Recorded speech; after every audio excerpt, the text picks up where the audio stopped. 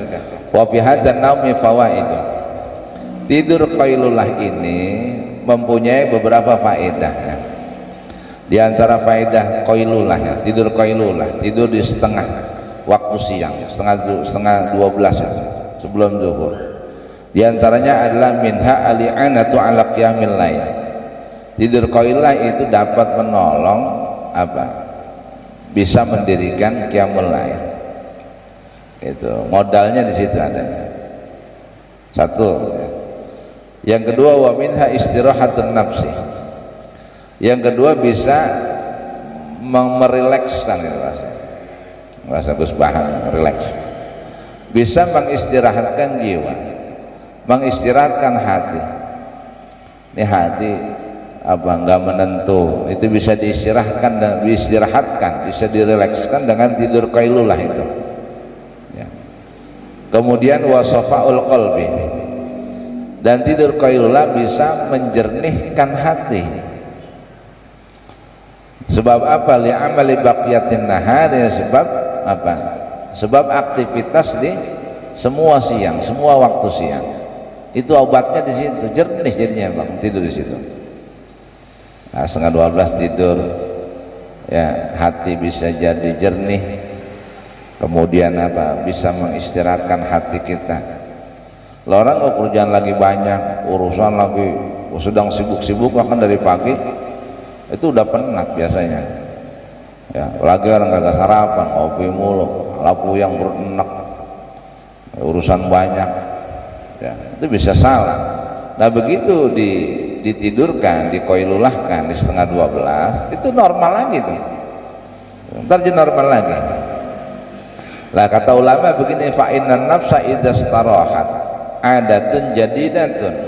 Karena yang namanya hati, jiwa, hati manusia, jiwanya itu ketika diistirahatkan maka dia akan kembali baru lagi. Di restart doang terus setengah 12, balik lagi dia, on lagi. Nah, normal lagi dia, cakep lagi kayak dari pagi, kayak dari subuh gitu. Begitu lagi, balik lagi nih. Nasuman tabi qabla zawali minan naumi hala kaunika mutasallulah. Bimikdari tatamakkana fihi minal isti'dadi lis-sholati bil wudu. Artinya apa? Kemudian bangun, setelah tidur bangun ya. Bangunnya qabla zawal, sebelum zawal. Nah, biasanya kan orang begini, dari habis sholat subuh, kemudian dia wiridan, kan ada wiridannya tuh di awal-awal kitab ini kita ngaji, wiridannya sekian, terus dia sholat duha.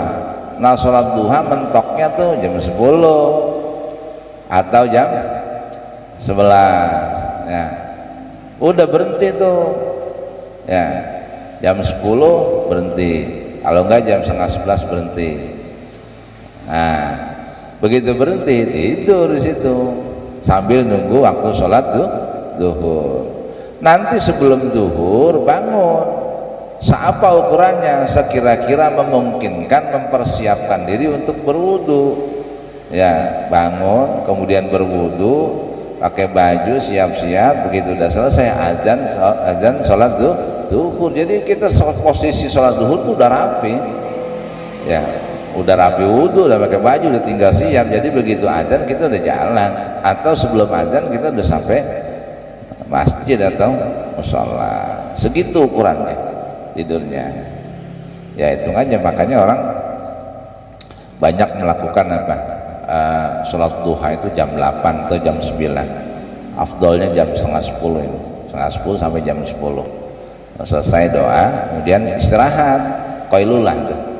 Jam 10 atau setengah 11 dia qailulah, setengah 12 dia bangun, atau jam 12 kurang, umpama zuhur jam 12 ya, kira-kira dia ambil wudhu, siap-siap umpamanya setengah jam atau 30 atau 25 menit rapi, ya sudah di situ dia apa namanya, selesai tidur qailulahnya di situ gitu. Udah di restart itu gitu. Nah, ini kita sering salah ya, sering salah naruh tidur.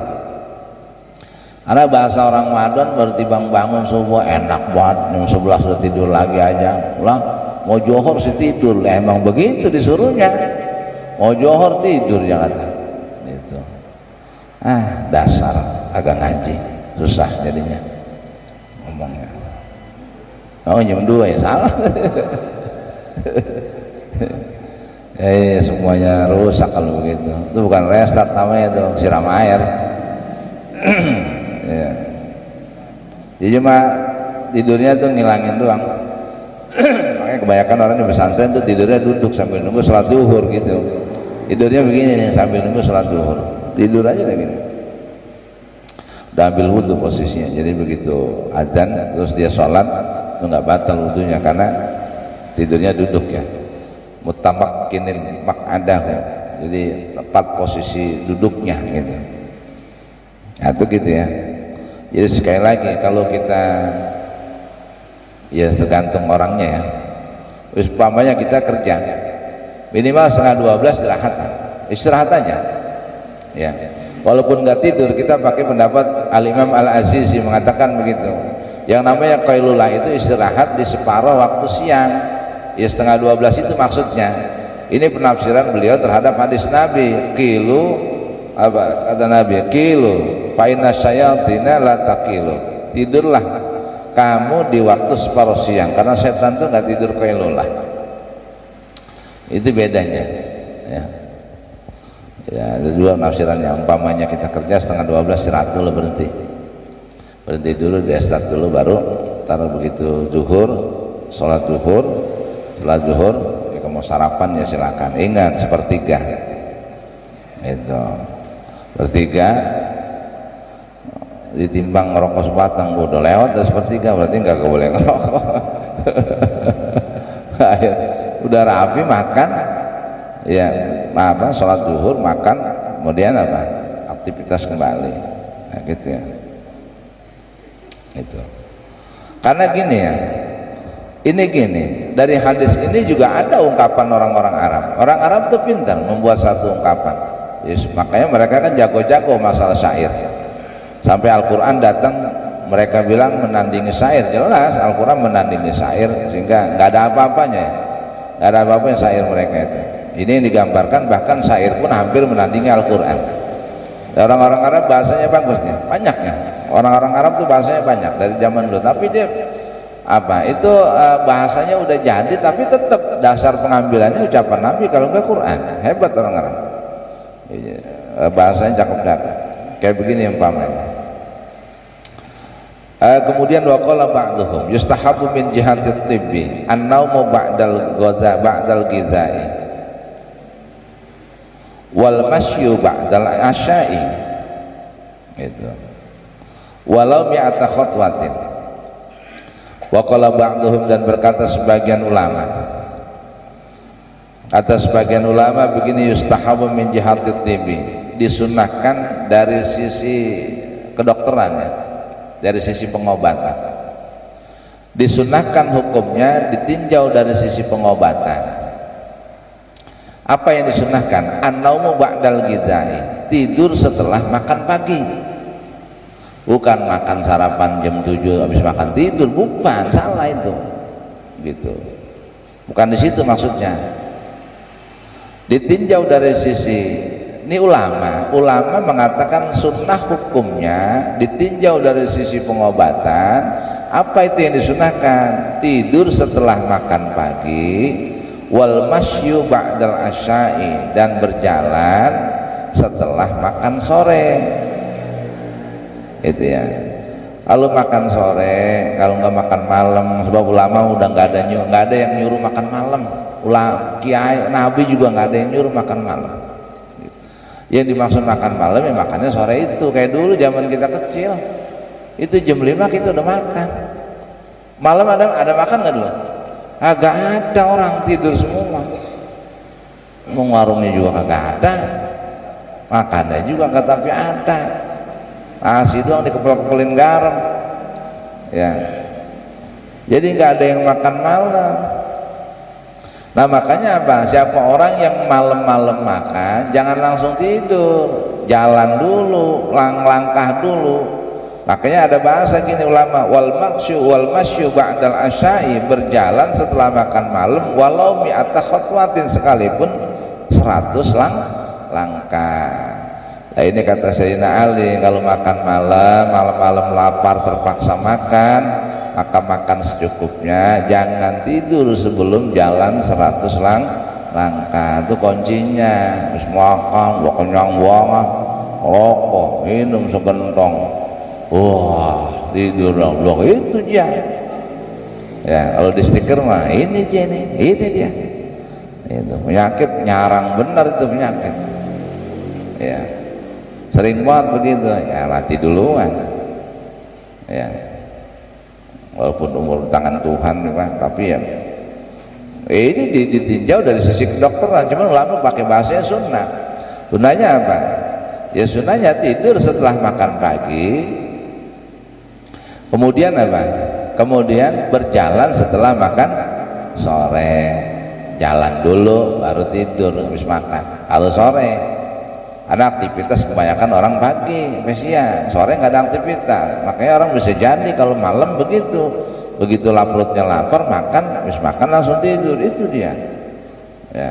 Ini kan semua terhambat, bangun malam kagak bisa, perutnya kekenyangan ya, perut kenyang, otak jadi bodoh, hati jadi keras, semuanya dapat kita ya. Hati jadi keras, otak jadi bodoh, semuanya kebagian kita akhirnya. Itu makanya nggak paham-paham, kayaknya doang. Anggut aja anggut. Agak paham. Kebanyakan akan jamu kelutuk tumbuh di kuburan ini. Ya. Nah, sampai ada ungkapan nih, orang Arab ngomong begini, qalat al-arabu, berkata orang Arab.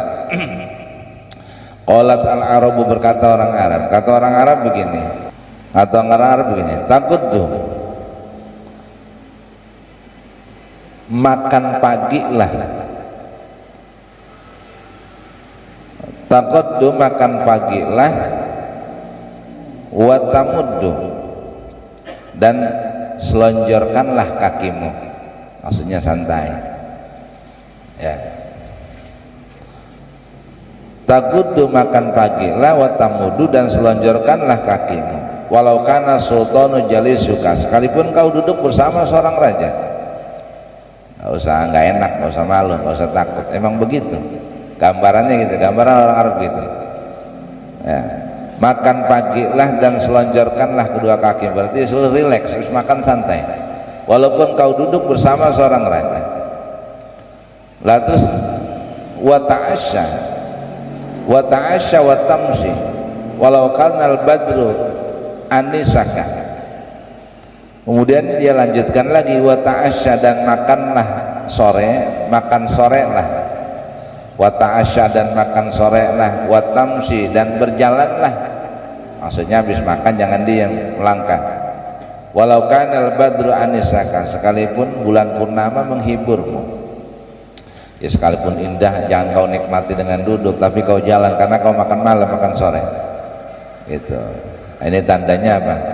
Yang dimaksud makan pagi itu ya, yaitu maksudnya makan itu loh, makan sebelum johor, makan siang kalau kata kita, makan di situ maksudnya, yang makannya di situ. Itu ya kan, orang kan di zaman dulu kita jam 10 kan udah makan, ya udah ya, jam 10 udah makan, sebelum johor kita udah makan. Paling telat banget johor. Jadi habis makan tidur gitu ya. Umpamanya zuhur jam 12, kita umpamanya udah sholat, ini bagi orang yang di rumah ya, bagi orang yang banyak di rumah, yang tidak beraktivitas kerja umpamanya, itu jam 10 sampai setengah 11 dia sudah selesai sholat duha, setengah 11 dia makan sampai jam 11. So, jam 11 dia tidur, bangunnya setengah 12 atau setengah 12 lewat 10 menit. 10 menit masih ada berapa? 15 menit lagi sampai johor tuh. Di situ dia persiapan wudhu. Jadi makannya makan yang di situ. Habis makan di situ tidur. Gitu. Qailulah. Habis qailulah bangun salat zuhur. Gitu posisinya. Gitu. Posisinya gitu. Nah tapi ketika nanti makan sore ya, dulu zaman kita makan jam 4 udah makan, jam 5 lah paling telat itu udah makan setengah 5. Jangan tidur di situ, bahaya ya. Atau umpamanya orang makan ba'da maghrib ya, jangan tidur, jalan, suruh jalan 100 langkah. Atau bahkan yang kayak gini nih ya, kita kan sering ya bagi acara makan-makan nyate, bakar ikan gerame, ucok, jalan dulu 100 langkah, jangan naik motor, ban motor yang jalan iya, tempo-tempo lama apa kata bininya, emang ban pecah bang apa kempes motor dituntun. Habis makan motor dituntun ya 100 langkah neng gitu. Atau orang yang kata bannya kempes kalau bensinnya ambil 100 langkah ya, kalau dari sini kalau kompas mau lebih dari 100 bang ya, tambah sehat sampai di rumah baru tidur dah tuh, apalagi nuntunnya ke jonggol ya, habis makan nggak bisa cara ya. Jalan dulu 100 langkah baru kau boleh tidur ya. Ya biar ada pembakaran tuh energi ya. Gitu udah angka 100 udah ulama udah tahu ukurannya ya, karena beliau ngomong ukuran dari sisi pandang cara obat gitu, cara pengobatan, cara badan, cara kesehatan itu ya makan ya begitu, makanlah pagi kemudian tidurlah, atau di sini selonjorkan badanmu santai gitu kalau bahasa orang Arab. Kemudian apa, makanlah sore dan jalanlah, melangkahlah walaupun 100 langkah. Nah gitu kuncinya. Jadi besok-besok kapan aja kalau malam lapar makan, jangan tidur, bahaya itu. Jalan dulu 100 langkah baru tidur.